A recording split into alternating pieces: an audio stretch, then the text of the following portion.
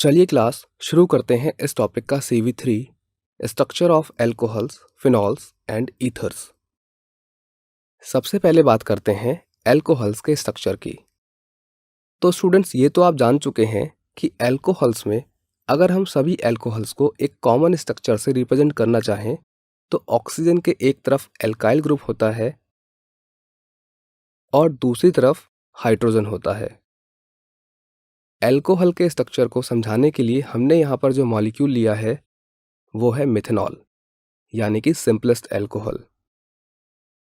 अब यहाँ पर जो ऑक्सीजन है उस पर दो लोन पेयर्स होते हैं और जो ROH का एंगल होता है वो होता है 108.9 डिग्री।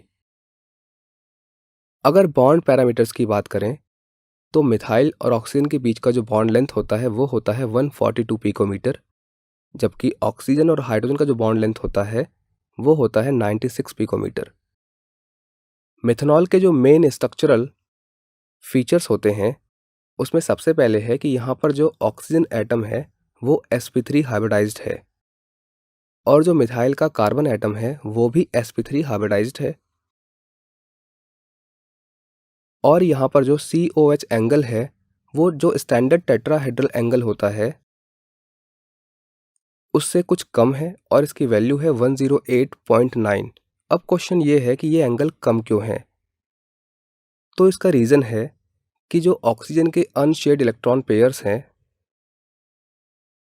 यानी कि हम लोन पेयर्स की बात कर रहे हैं, और जो शेयर्ड पेयर ऑफ इलेक्ट्रॉन्स हैं उनके बीच का रिपल्शन, इस रिपल्शन की वजह से ही ये जो एंगल है COH का ये डिक्रीज होकर टेट्राहेड्रल एंगल से थोड़ा सा कम हो जाता है और इसकी वैल्यू हो जाती है 108.9 डिग्री।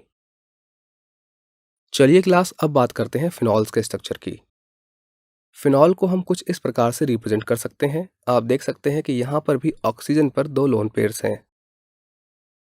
यहाँ पर जो एंगल होता है फिनाइल और H के बीच का वो होता है 109 डिग्री, और जो कार्बन और ऑक्सीजन के बीच की बॉन्ड लेंथ होती है वो होती है लगभग 136 पिकोमीटर। स्टूडेंट्स, यहाँ पर एक बात इंपॉर्टेंट है, वो कार्बन जिसके साथ ऑक्सीजन डायरेक्टली अटैच्ड है वो sp2 हाइब्रिडाइज्ड होता है, और यहाँ पर जो CO बॉन्ड लेंथ होती है फिनॉल में, जिसको हमने 136 पिकोमीटर बताया है, वो कम होती है उस बॉन्ड लेंथ के जो कार्बन और ऑक्सीजन के बीच की बॉन्ड लेंथ होती है इन केस ऑफ एल्कोहल्स। चलिए स्टूडेंट्स, अब बात करते हैं स्ट्रक्चर ऑफ ईथर की। तो ये तो आप जानते ही हैं कि ईथर को हम कुछ इस प्रकार से रिप्रेजेंट कर सकते हैं, बट क्या ईथर का स्ट्रक्चर एक्चुअल में ऐसा ही होता है? नहीं, वो कुछ इस प्रकार से होता है। यहाँ पर हमने जो ईथर लिया है वो है मिथॉक्सी मीथेन।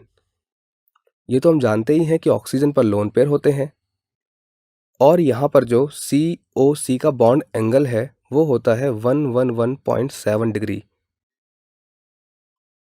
और जो कार्बन एंड ऑक्सीजन के बीच की बॉन्ड लेंथ होती है वो होती है 141 पिकोमीटर। और क्लास, यहाँ पर ऑक्सीजन और कार्बन दोनों ही sp3 हाइब्रिडाइज्ड होते हैं। इस स्ट्रक्चर के बारे में एक इम्पॉर्टेंट बात ये भी है कि यहाँ पर जो बॉन्ड एंगल है 111.7 डिग्री वो स्टैंडर्ड टेट्राहेड्रल एंगल से थोड़ा सा ज़्यादा है, और इसका मेन रीज़न है यहाँ पर जो दो बल्कि ग्रुप लगे हुए हैं ना R, इनकी वजह से।